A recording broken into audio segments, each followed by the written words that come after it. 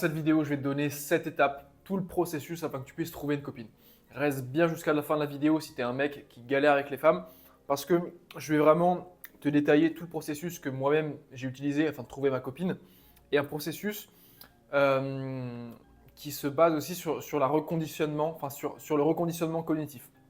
Si tu as des problèmes avec les femmes, c'est pas que tu es moche, c'est pas que tu n'as pas d'argent, c'est juste que dans la tête, dans le mindset, il y a hum, quelque chose qu'il faut qu'on débloque. Donc, dans cette vidéo, on va vraiment y aller détente. Il est actuellement 8 h du matin, donc je vais prendre mon petit déjeuner en même temps. Banana bread fait par ma meuf. Par contre, il a pris cher dans l'avion. C'est un peu chiant. Mais ça reste très bon. Alors, on est parti. Attends, les bruits de bouche là. J'espère que tu les auras pas à la caméra, ceux-là. Où est-ce la tête? Où est-ce la tête? Voilà, il faut que ce soit beau quand même. Alors, la première étape, mec, c'est de savoir ce que tu veux. La première étape, c'est d'avoir une vision claire de ce que tu recherches en amour. Donc de la copine que tu aimerais avoir. Ça, c'est un peu l'étape non négociable. Pourquoi? Parce que c'est simple. Pour avoir ce que tu veux, il faut savoir ce que tu veux. Tu peux pas avoir quelque chose si tu sais pas exactement ce que tu vas avoir. D'autant plus que quand tu sais ce que tu veux, donc déjà mentalement, c'est comme s'il existait déjà. Alors oui, il n'existe pas physiquement, oui, c'est pas parce que tu as une idée claire et précise de la femme que tu veux avoir que automatiquement tu vas la manifester, ça ne marche pas par magie. Mais quand tu imagines quelque chose de façon précise, tu la rends vivante pour ton cerveau.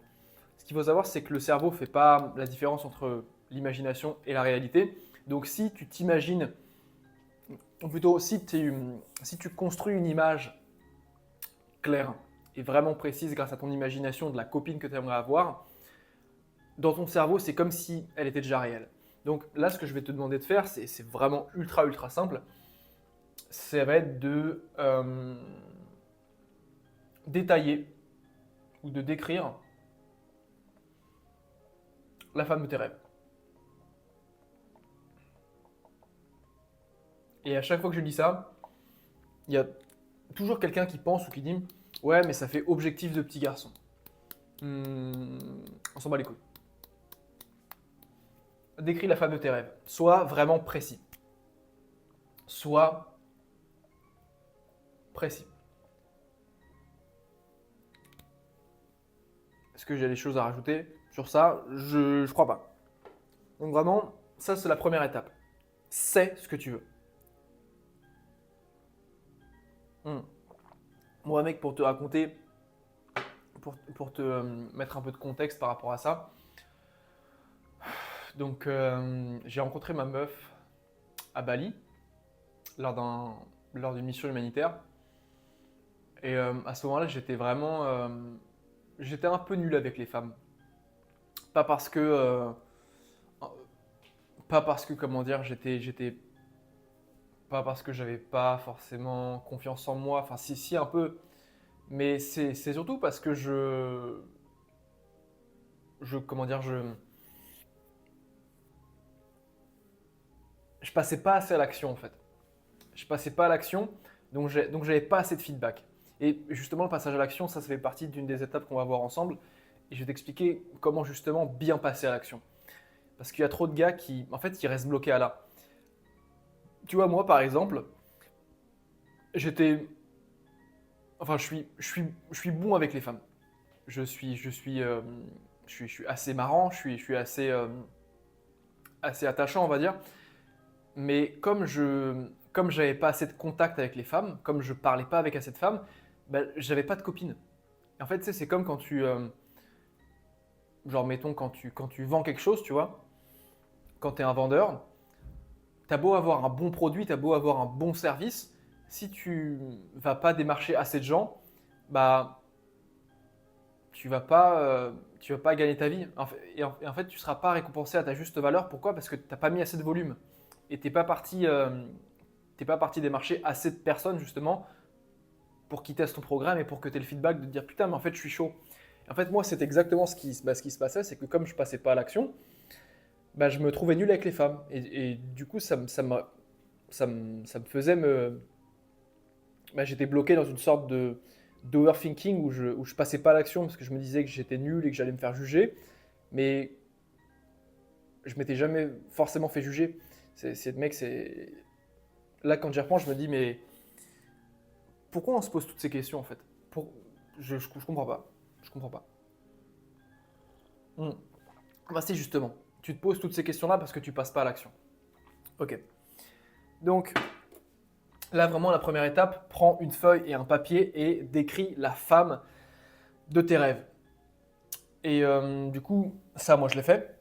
Et j'avais marqué quelque chose du genre je veux une femme qui me respecte, je veux une femme qui apprécie ma gentillesse, je veux... En fait, l'idée derrière ça, c'est que tu poses des critères, c'est que tu poses des standards. Et ça, c'est super important. Parce que tu seras plus dans une mentalité de chasse, tu seras plus dans une mentalité de est-ce que je vais lui plaire, est-ce que je vais être assez intéressant. Tu seras dans une mentalité de sélection. Et la mentalité de sélection, c'est celle qu'il faut, c'est celle qui te permet d'augmenter ta valeur sur le marché de l'amour.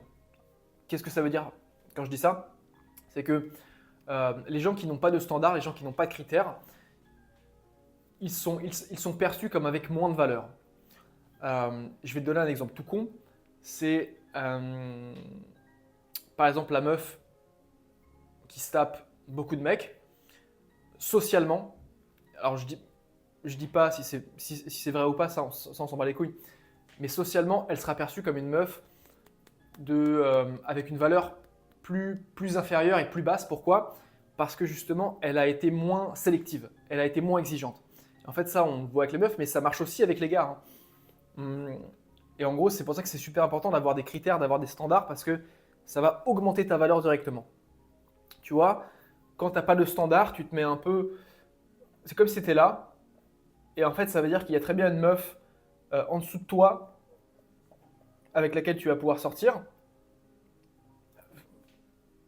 En fait, tu peux tout simplement pas sortir avec des meufs au-dessus de toi, mec. Si t'as pas de standard, c'est que, en fait, c'est comme si tu parlais à tout le monde, donc tu parles à personne, en fait.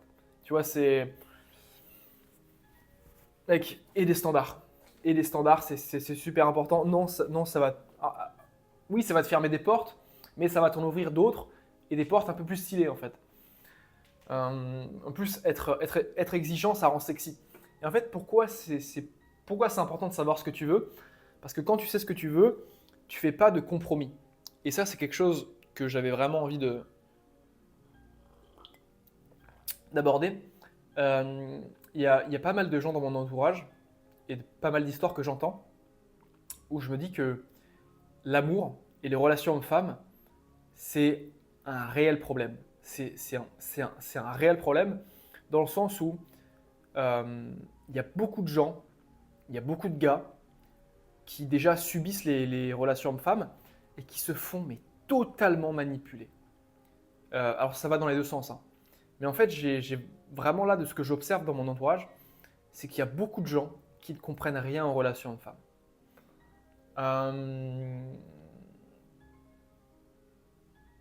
Et qui souffrent surtout. Et ça, c'est quelque chose que j'ai toujours trouvé chelou et vraiment presque paradoxal. C'est pourquoi on souffre en amour. Pourquoi tu vas souffrir en amour? Pourquoi tu veux avoir une relation toxique? Pourquoi tu veux... alors ça, on le développera dans une prochaine vidéo. Si tu veux, hein, tu me diras dans les commentaires. J'ai jamais compris pourquoi on souffrait en amour. Alors moi-même, j'ai souffert, hein. Mais dès que j'ai... En fait, si tu veux, moi, j'ai souffert. Mais je me suis dit, non, c'est pas possible. Ça ne doit pas faire souffrir. En fait, je me suis rendu compte qu'une des choses qui justement favorisait cette souffrance et qui explique pourquoi tant de gars, tant de meufs, tant d'humains souffrent en amour, c'est parce qu'ils font trop de compromis. Or, si tu veux ne pas souffrir, il ne faut pas faire de compromis en amour. Il faut être catégorique. Il faut être intransigeant sur tes valeurs. Et en fait, voilà, c'est ça. Parce que si tu veux, bon, j'ai pas envie de partir trop loin non plus, c'est pas forcément le thème de la vidéo, mais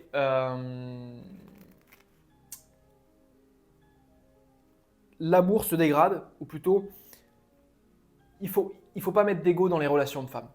En fait, dès que tu mets de l'ego dans les relations de femmes, c'est mort. Bref. Je mange mon petit banana bread.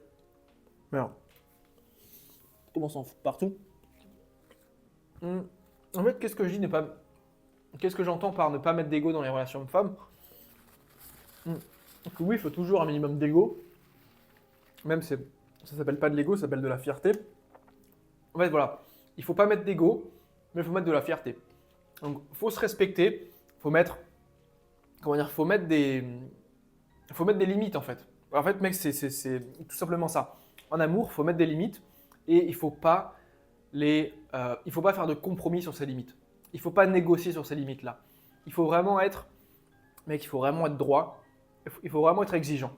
Vraiment, c'est sois exigeant. En fait, là, je me suis un peu éparpillé, mais on s'en branle. Être exigeant, c'est ça qui va te permettre de ne pas souffrir. En gros, ceux qui souffrent en amour, c'est ceux qui font des compromis. C'est ceux qui vont commencer à vivre pour la personne, ceux qui vont commencer à perdre leur dignité, ceux qui vont commencer à... En fait, mec, tu souffres en amour quand tu te mets à faire des compromis. Je ne sais pas comment l'expliquer un peu mieux. Putain, et bon, bah ouais. Je t'ai dit là, dans cette vidéo, on est vraiment détente. Hop. Ok, donc ça, c'est good. On va du coup voir la deuxième étape. La deuxième étape, si tu veux trouver une copine.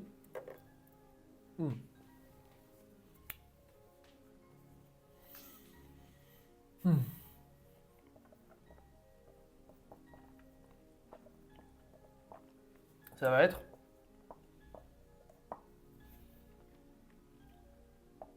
d'être dans le jeu. Il y a deux mentalités en séduction. La première mentalité, c'est la mentalité de performance. Ça, si tu me suis, tu sais déjà ce que c'est. Et la deuxième mentalité, c'est la mentalité de jeu. La mentalité de performance, elle est caractérisée par le résultat. Par par la performance en fait. Donc, est-ce que j'ai été assez bien? Est-ce que j'ai été intéressant? Est-ce que je vais avoir son Insta? Est-ce que je vais avoir... Voilà.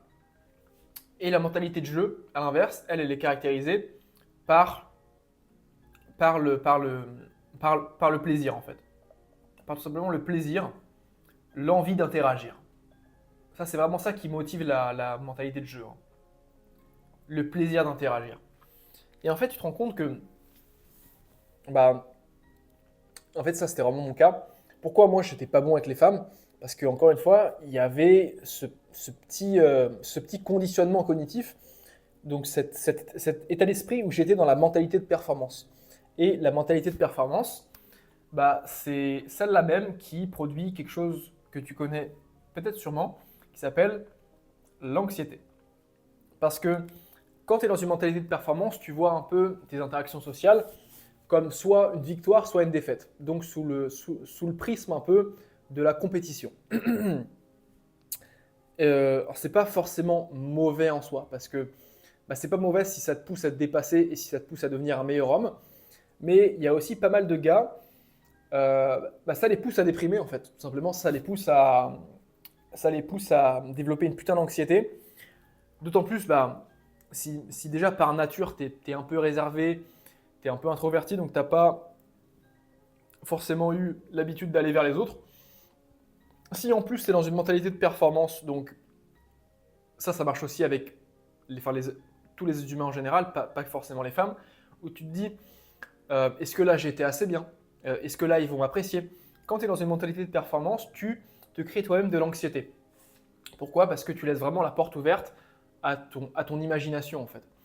Et l'anxiété sans imagination, c'est comme une piscine sans eau. Ouh, elle est pas mal celle-là. Hmm. Sans imagination, tu n'as pas d'anxiété. Et avec de l'action, tu n'as pas d'imagination. Qu'est-ce que ça veut dire? Ça veut dire que déjà, si tu es anxieux, alors oui, il y a des, comment dire, euh, oui, il y a toujours des facteurs un peu hormonaux ou oui, tu es anxieux parce que voilà, genre génétiquement, je sais pas quoi, voilà. Mais si tu es anxieux, c'est aussi parce que tu es dans une mentalité de performance et du coup, tu passes pas à l'action. Or, si tu passais à l'action, tu te laisserais même pas le temps de réfléchir et tu laisserais même pas le temps à ton imagination de te polluer l'esprit et de te parasiter de croyances limitantes. Donc ça, c'est vraiment hyper simple. Comment tu passes de la mentalité de performance à la mentalité de jeu? Tu commences à... alors vraiment, mec, là, je vais te donner des principes. Donc c'est pas forcément des méthodes, c'est vraiment des principes à appliquer. La- le premier principe, c'est de te détacher du résultat. C'est quand tu es détaché du résultat que tu vas vraiment performer justement. C'est ça qui est fou en fait, hein. C'est vraiment quand tu t'en bats les couilles de te faire aimer et quand tu t'en bats les couilles de te faire juger que bah, tu es jugé positivement justement, tu vois. Deuxième principe, c'est avoir envie de le faire.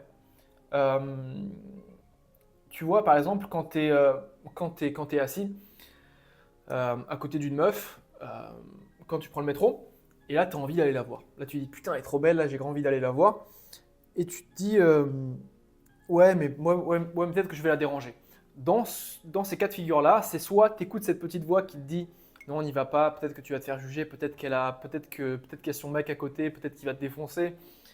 Dans ces moments-là, tu as deux cas de figure. C'est soit tu écoutes cette petite voix-là, soit tu écoutes ton envie. Et en fait, comment moi je vois ces deux choses comme des forces, comme de l'énergie en mouvement. Et tu as le choix de te concentrer sur cette petite voix qui va du coup t'empêcher de passer à l'action, donc c'est une croyance limitante, ou tu peux aussi te concentrer sur avoir l'envie de le faire, donc avoir envie de parler. Et mec, ça c'est un putain de cheat code. Quand tu te concentres sur l'envie de parler, oh là là mec, en fait t'es... Bah, comment expliquer? T'es juste motivé pour y aller. En fait, c'est simple. Pourquoi tu as les gens qui kiffent faire du parachute? Enfin, sauter de l'avion.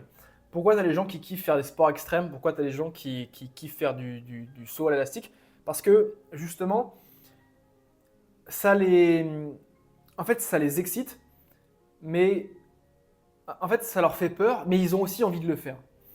Et en fait, quelle est la différence entre toi, moi et eux du coup? Donc, toi et moi qui potentiellement ne sautent pas en parachute parce qu'on se pisse dessus.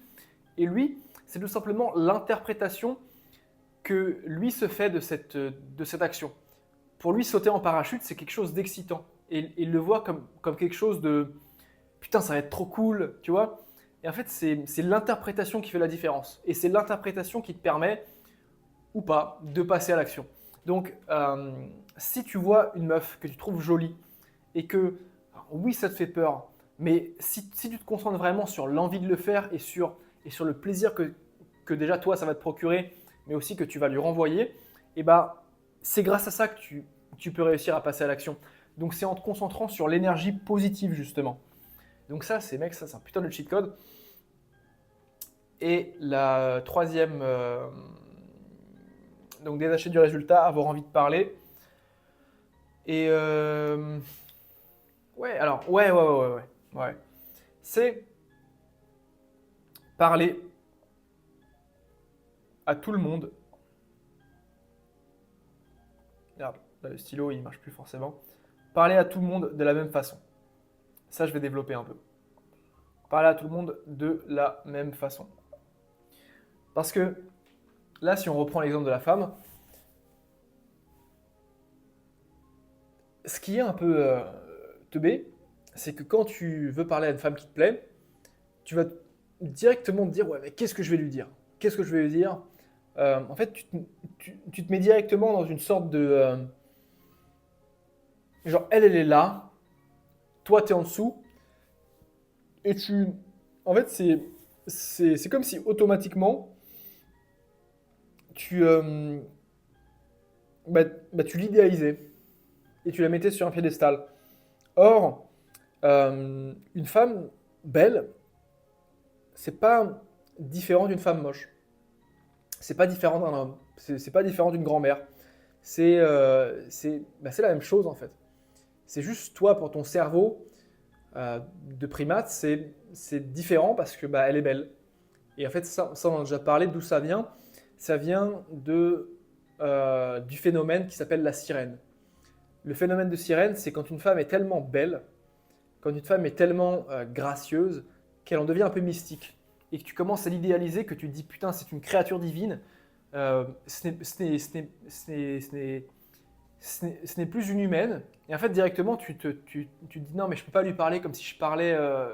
En fait, c'est toi directement qui va te dire, bah, mec, qui va tellement l'idéaliser que tu vas lui parler comme si tu parlais à un dieu, quoi. Et en fait, là, l'idée, c'est vraiment de la prendre de son piédestal, tac, et de la remettre sur le bitume avec toi, quoi. Pour que tu puisses lui parler d'égal à égal. Parce que c'est pas justement en ayant cette relation de soumis à dominant, tu vois. Parce que, mec, c'est un peu ça, en fait, quand tu idéalises une femme et que tu la mets tellement haut sur un pédestal, quand tu vas lui parler, tu vas quand même marcher sur des œufs, tu vas prendre tes précautions. Et en fait, tu peux rien construire de sain avec ça parce que ce sera toujours elle qui va te dominer. Donc, mec, imagine un peu une relation. Et en fait, ça c'est un cheat code aussi que j'aime bien faire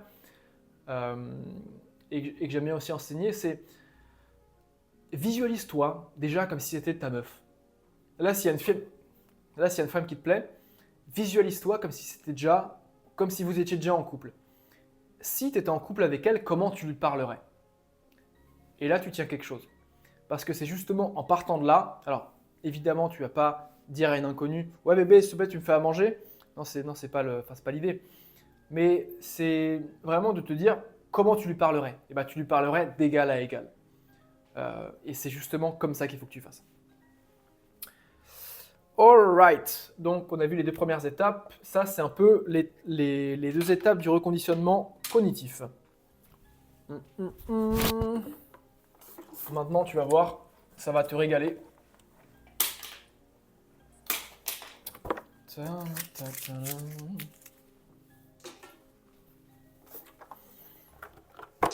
Tac, tac, tac. Hop.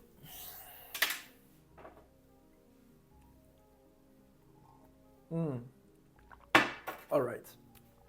Pour la troisième étape, arrêtez le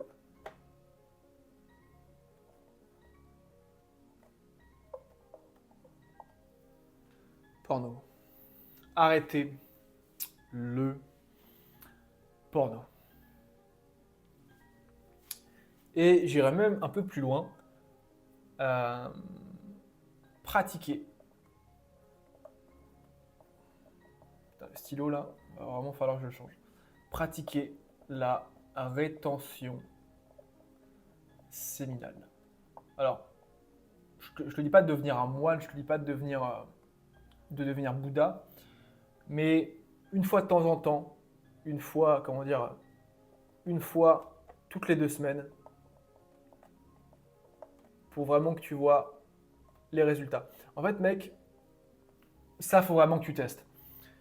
Ça, faut vraiment que tu testes pour voir quels sont les impacts sur toi. Moi, je sais que les impacts pour moi, c'est que, en fait, je vais déjà te parler des impacts de quand je regardais du porno et de quand je me branlais 4 fois par jour, mec. Gros, c'était vraiment délire. Ça, c'est quand tu découvres la branlette quand tu as 12-13 piges, tu deviens un putain de macaque. Hein. En fait, alors, déjà, la première chose, c'est par rapport au désir. Deuxième chose, c'est par rapport à,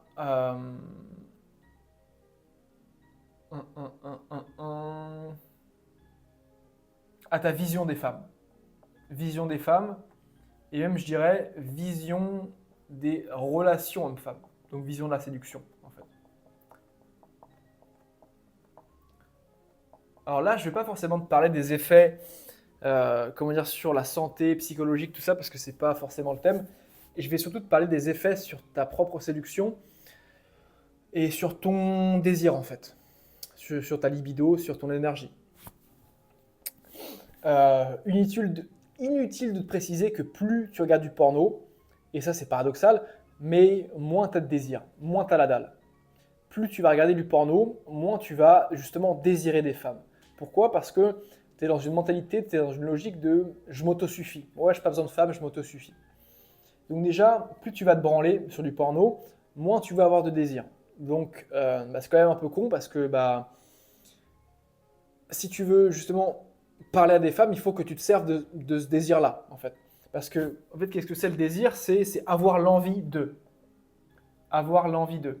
Et ça, comme je te l'ai expliqué dans les étapes précédentes, c'est si tu n'as pas envie de faire quelque chose, donc déjà, mec, si tu t'es branlé comme un macaque 4 fois la veille, forcément que tu ne vas pas vouloir aller voir cette femme. Parce que justement, tu n'auras même plus envie d'y aller, tu te seras déjà vidé. Donc tu te diras, mais en fait, ça sert à rien. Première chose. Et surtout, ça va changer ta vision des femmes et de la séduction. Pourquoi? Alors, oui, évidemment, parce que tu vas voir la femme plus comme un objet sexuel, donc tu vas la sexualiser. Et surtout parce que, tu vois, ce qu'on disait par rapport au phénomène de la sirène, du fait que tu vas idéaliser ce que tu connais pas, et ça va te le faire encore plus. Ça va encore plus amplifier ton sentiment d'idéaliser des femmes. Pourquoi? Parce que tu vas te dire que tu as besoin de la femme et que la femme est une ressource tellement rare que c'est ça qui te permet de faire de l'amour, en fait. Voilà. Donc, tu vas encore plus mettre la femme sur un piédestal en te disant c'est elle qui va m'apporter du sexe. C'est elle qui va m'apporter le plaisir ultime de la vie. Donc tu vas te mettre encore plus de pression.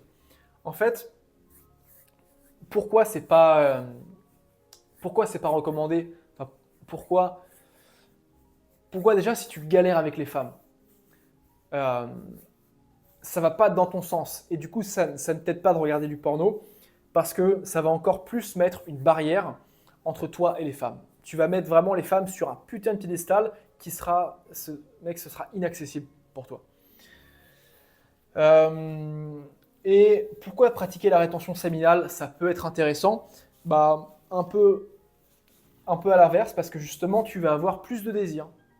Quand tu vas pratiquer la rétention séminale, ça veut dire que tu vas sublimer tes pulsions, sublimer ton désir sexuel pour justement, pourquoi pas, l'utiliser pour aller voir des femmes, justement. Parce que tu as tellement envie de ken, par exemple, que tu vas te contrôler, que tu vas sublimer cette envie et que tu vas dire, ok, là, je vais aller lui parler. Et en fait, c'est justement quand tu as ce désir-là, mais que tu ne l'exprimes pas forcément, enfin, que tu l'exprimes, mais grâce au flirt, en fait. Parce que, mec, ça c'est justement quelque chose qu'on va voir. Le flirt, c'est l'énergie sexuelle qui est contrôlée et qui est maîtrisée. Et en fait, ça, une femme le ressent directement. Et c'est ça qui l'excite, je vais dire, en fait. Donc, c'est pas tellement le mec qui montre son désir sexuel, c'est le mec qui l'a déjà maîtrisé en amont, grâce à la sublimation de ses pulsions. Donc, mec, encore une fois, tout ça, c'est des choses que tu ne peux pas forcément comprendre si tu ne les expérimentes pas. Donc, pratique la rétention séminale au moins une semaine déjà. Vois les résultats, vois si tu as plus de désir, vois si tu as plus d'envie d'aller voir les femmes.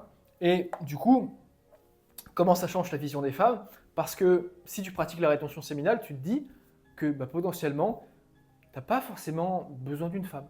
T'as pas forcément, tu peux très bien vivre sans. Et en fait, cette sensation de vivre sans, ça te rend extrêmement sexy. Ça te rend extrêmement confiant et charismatique parce que tu vas justement désacraliser la femme. Donc la femme, c'est pas l'objet sexuel qui va te permettre d'assouvir le plaisir ultime qui est le sexe. Je lui ai dit, là on est vraiment sans filtre dans cette vidéo. Et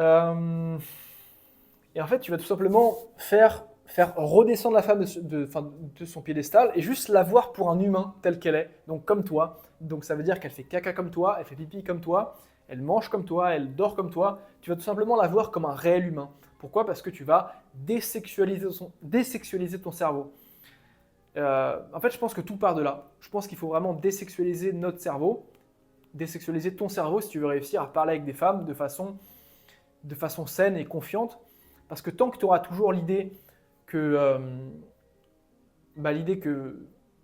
l'idée un peu sous-jacente du sexe, c'est ça qui met de la performance en fait. C'est parce que c'est est-ce que je vais pouvoir lui faire l'amour ou pas en fait. Parce que là, on est bien gentil à dire est-ce que je vais lui plaire, mais en fait derrière ce qu'il y a, c'est est-ce que je vais pouvoir lui faire l'amour ou pas. Alors respectueusement bien sûr, c'est pas, enfin tu penses pas non plus comme un animal, mais je veux dire quand il n'y a plus cette pensée là, tu t'élimines la performance de ta vie. Vraiment, mec, fais le test.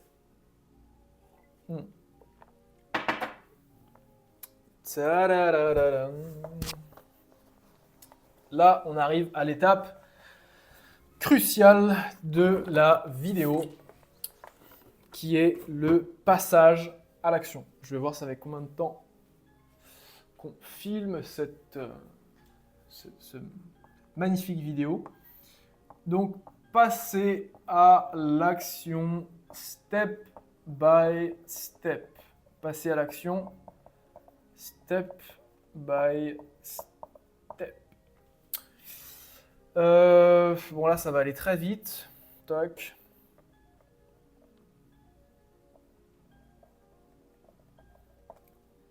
Ok. Ça, c'est une montagne.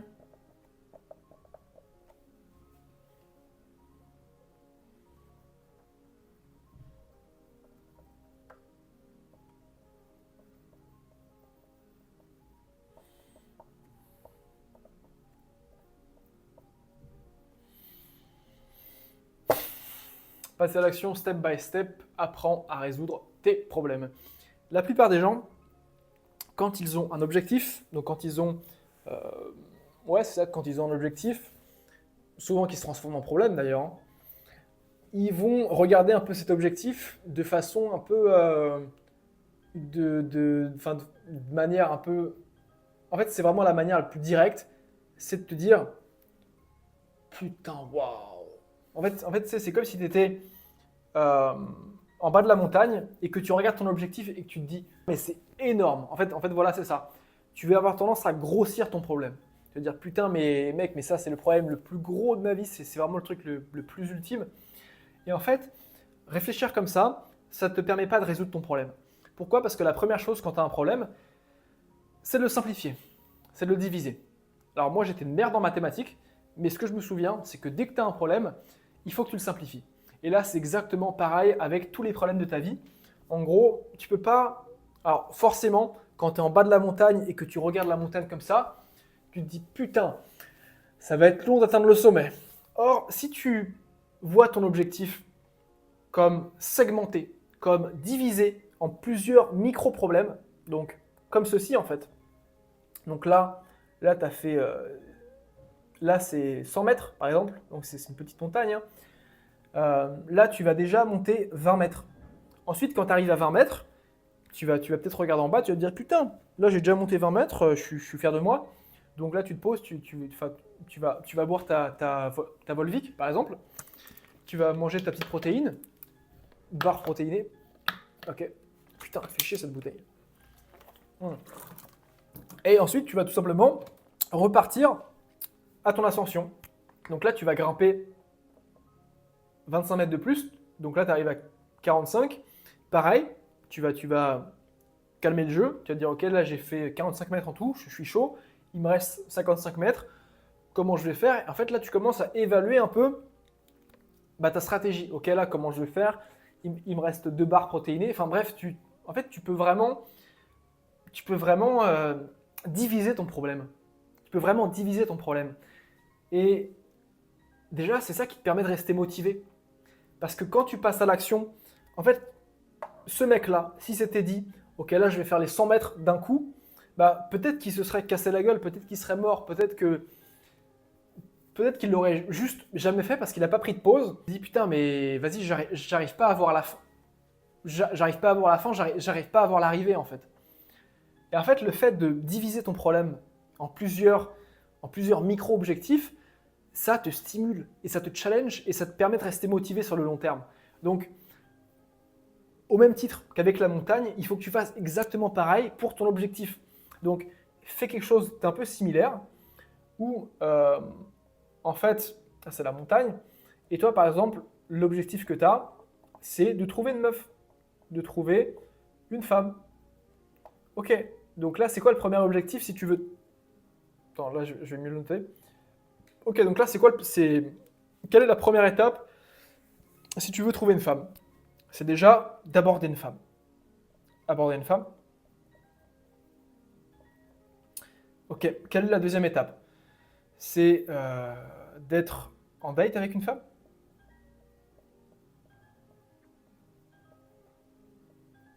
Quelle est la troisième étape? C'est de flirter avec une femme. Flirter avec une femme. Et en fait, tout ça, c'est les objectifs qui vont te permettre de te rassurer aussi. Parce que ça va te permettre de dire, ok, là, je suis sur la voie. Là, je suis sur la bonne voie. Et en fait, même entre chaque objectif, tu as aussi des micro-objectifs. Donc là, c'est par exemple, si mettons, aborder une femme, ça reste quelque chose de plus compliqué pour toi, et bien la première étape, ce sera de dire bonjour à une femme. Si même dire bonjour à une femme, c'est compliqué, ça peut être regarder une femme dans les yeux. Tu vois, il faut vraiment diviser ton problème en petites sections. Et en fait, quand tu fais ça, tu te dis, en fait, genre mon big objectif, c'est juste plein de micro-objectifs que j'ai à atteindre. Et en fait, c'est justement parce que j'atteins cet objectif-là que je vais avoir l'élan nécessaire pour aller d'objectif en objectif. Parce qu'en plus, ça va me motiver. Et en fait, quand tu fais ça, en plus, ça va te permettre de bâtir une confiance en toi progressive. Voilà. Donc, apprends à résoudre tes problèmes, mec. Divise tes problèmes et pratique la méthode 1% chaque jour, en fait. C'est hyper, hyper important de faire ça. Donc maintenant, on va arriver à la cinquième étape qui est d'écrire dans un journal. Écrire dans un journal, mec. C'est hyper, hyper important. Pourquoi? Pour une notion qui est au cœur de la motivation et de l'atteinte de tes objectifs, qui est l'évolution. L'évolution. Quand tu te sens progresser, quand tu te sens évoluer, ça va te motiver. Et quand tu te sens motivé, tu passes à l'action. Il n'y a pas forcément besoin de plus développer que ça. Écris dans un journal toutes tes interactions sociales pour vraiment que tu puisses voir d'où tu pars et vraiment faire un bilan de ta situation. C'est hyper, hyper important.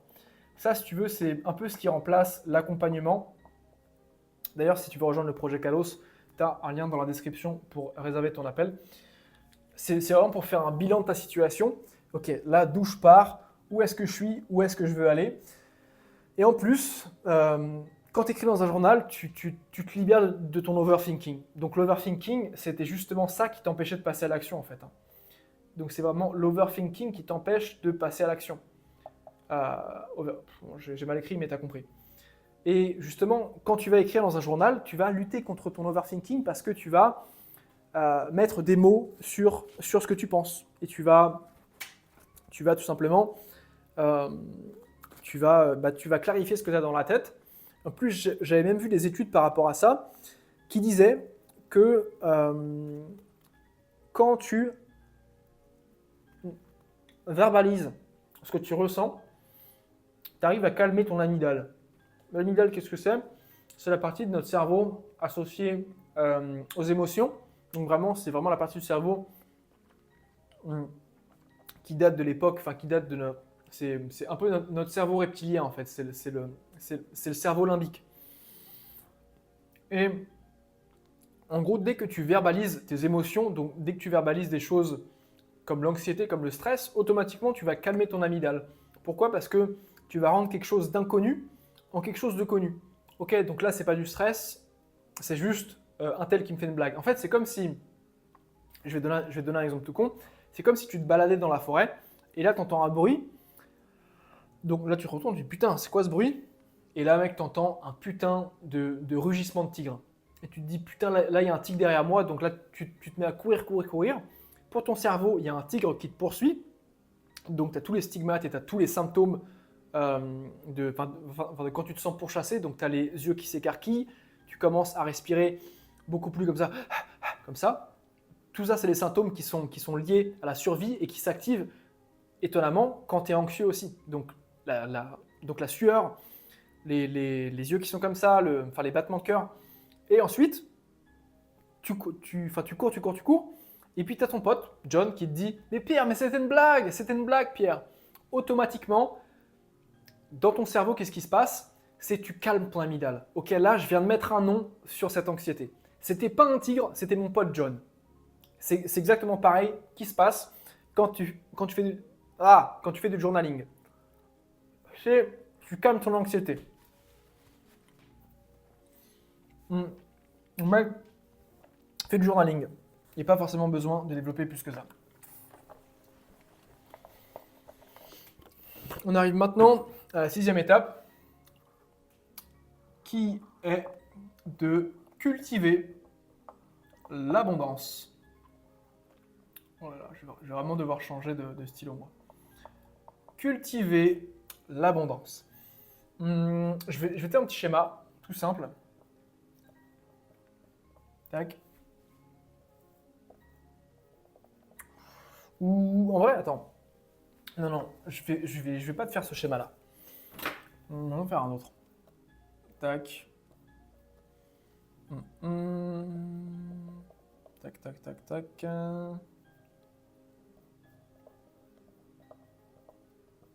Oh mec, là ça va te régaler. En fait, ce que je kiffe avec mes propres vidéos, parce qu'en fait, faut pas croire, moi mes vidéos, je me les re-regarde, hein, parce que je me dis putain, mais je suis trop chaud en fait. Ce que je kiffe avec mes vidéos, c'est que je théorise les relations hommes-femmes comme personne ne le fait. Et honnêtement, j'ai rarement vu des gars qui parlaient des relations hommes-femmes comme je le fais. En fait, souvent, ce que tu vois, c'est du passage à l'action, c'est ouais, genre j'aborde des meufs. Ok, ça c'est très bien. Mais il n'y a pas beaucoup de gens qui t'expliquent réellement les mécanismes derrière et vraiment le mindset à avoir. Donc ça, c'est l'émotion. Comment cultiver l'abondance? Donc tu as deux forces en séduction. Tu as l'abondance et tu as le manque. Quand tu es dans l'abondance, tu as tout. Tu as tout. Quand tu es dans le manque, tu veux. Tu veux et tu veux plus en fait. Tu veux et tu veux plus. Ou tu ne te satisfais pas de ce que tu as déjà. La première règle en séduction, c'est que tu attires ce que tu es. Si tu es quelqu'un d'abondant, tu vas attirer des opportunités à toi. Si tu es quelqu'un qui vibre le manque, si tu es quelqu'un qui est dans le désir de vouloir plus et de ne pas se contenter et de ne pas se satisfaire de ce qu'il a, tu vas certes attirer des choses qui ne seront pas forcément cool.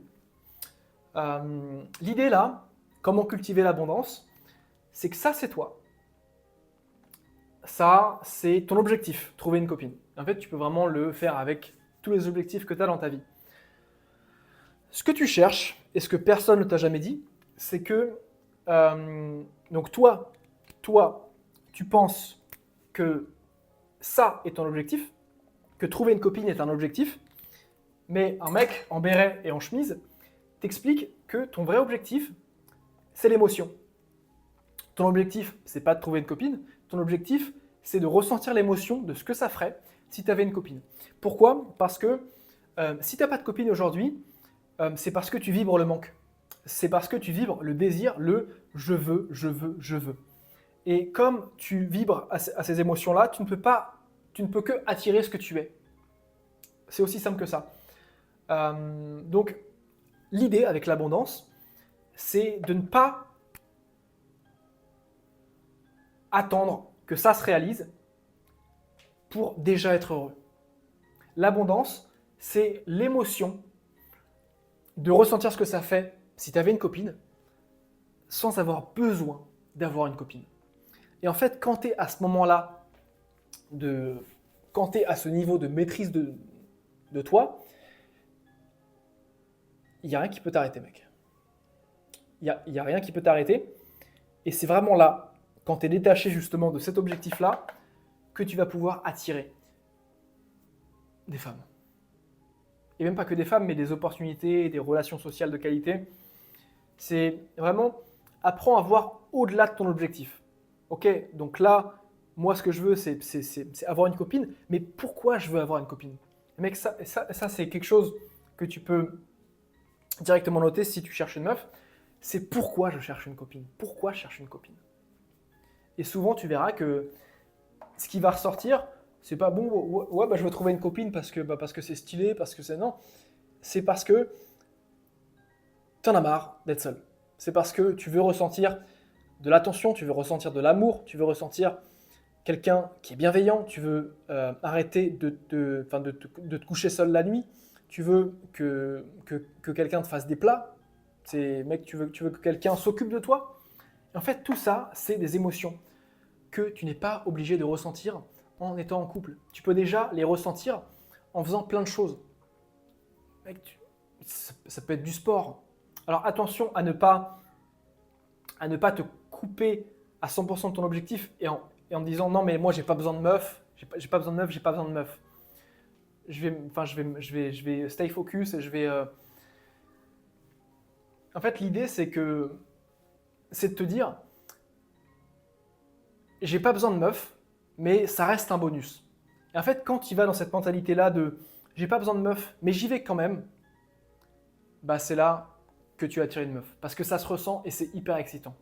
Quelqu'un qui n'a pas besoin, en fait, juste quelqu'un qui est libre et quelqu'un qui est indépendant, ça attire. Pourquoi? Parce que les gens pensent que cette qualité va déteindre sur eux. Les gens veulent être libres, les gens veulent être heureux, et quand ils rencontrent quelqu'un d'abondant, et donc quelqu'un qui n'est pas dans le si j'avais ci, si j'avais ça, je veux ci, je veux ça, quelqu'un qui se contente déjà de ce qu'il a, ça attire les gens, parce que les gens veulent être influencés. On est des moutons en fin de compte. Hein. Donc, si tu veux cultiver l'abondance, déjà demande-toi pourquoi je recherche une copine. Quelles sont les émotions? Qu'est-ce que je ressentirais si j'avais déjà une copine? Qu'est-ce que je ressentirais si j'avais une copine? T'écris ça, et toutes les émotions-là, fais en sorte de les ressentir dès maintenant. N'attends pas d'avoir une copine pour être heureux. Ça, c'est une erreur que moi-même je faisais. Quand j'avais beaucoup d'acné, je me disais que j'attendrais de plus avoir de l'acné pour sortir voir des gens. J'attendrais de plus avoir d'acné pour avoir une meuf. Grosse erreur. Grosse erreur parce que en fait, tu vas juste retarder ta réussite. Et tu vas juste retarder ta vie aussi. Tu perds du temps. Et le temps, c'est de l'argent. Et la dernière étape, mec, tu vas kiffer. Hop là. La dernière étape, qui est, très cher ami, l'étape de la copine. Donc là, avec toutes les étapes que je viens de te donner, alors bien sûr, cultive l'abondance, mais cultive aussi ce putain de passage à l'action. Parce que c'est bien beau de vouloir manifester une femme, mais si tu vas pas aborder les femmes, tu te doutes que tu finiras avec ta main droite, quoi. La 7e étape, c'est de maintenir la séduction. Et ça, même en couple. Il y a des gars qui me disent « Mais Pierre, mais je suis en couple, j'ai pas besoin de ton aide. »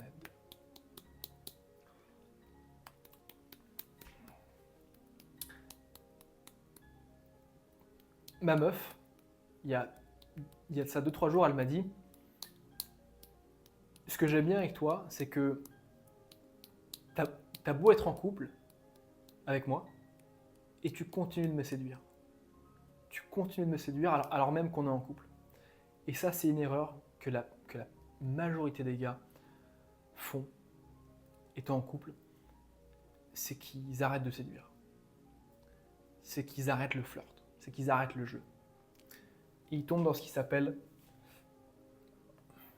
la routine. Et quand je te disais au début de vidéo que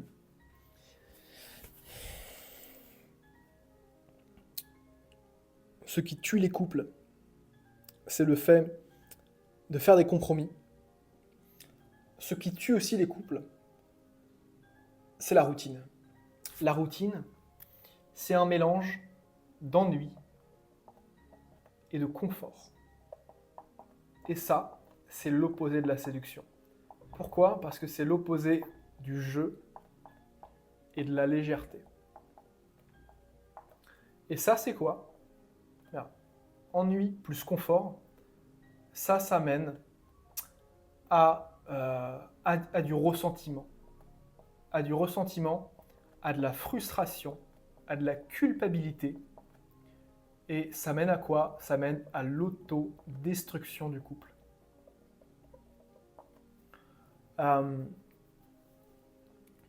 Et c'est pour ça, en fait, quand je te parle de pas faire de compromis, c'est pas... qu'est-ce que j'entends par là ? C'est vraiment rester fidèle à toi-même. Quand je dis ne pas faire de compromis, c'est que au début de la relation, ça c'est la femme, et ça c'est toi, vous êtes deux personnes à part entière. Une personne. Au fur et à mesure, quand tu vas te mettre en couple avec quelqu'un, tu vas avoir tendance à fusionner. Donc, des deux personnes, il ne va plus qu'y avoir une personne. Cette personne, c'est le couple. Si tu veux que ton couple marche, et mec, je sais de quoi je parle. Vraiment là, pour le couple, mec. Je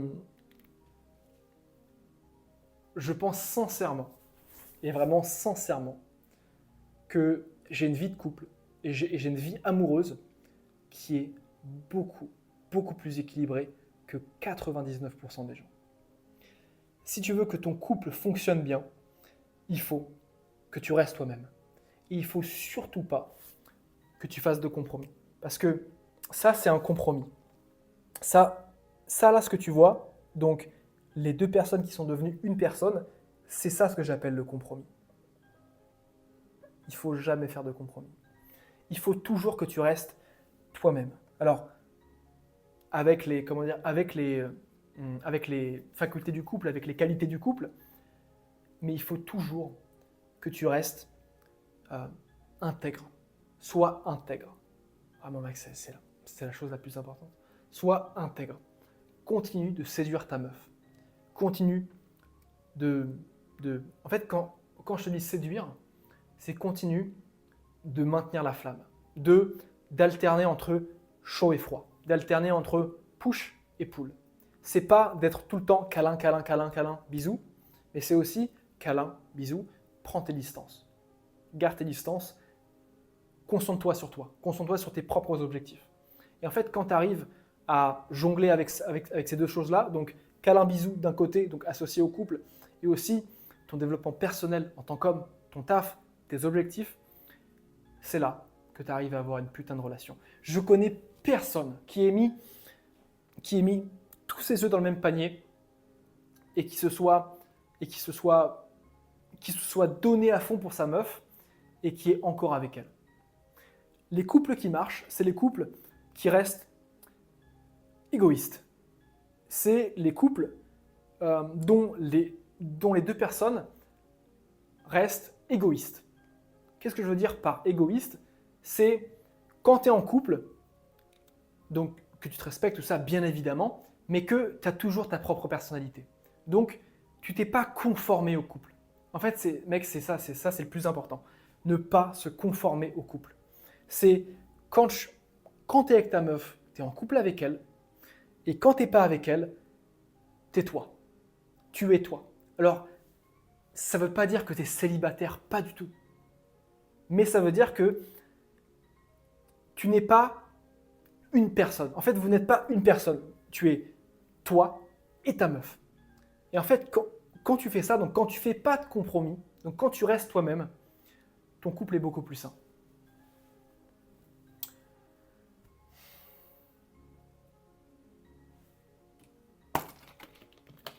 J'espère que tu as pris des notes, enculé.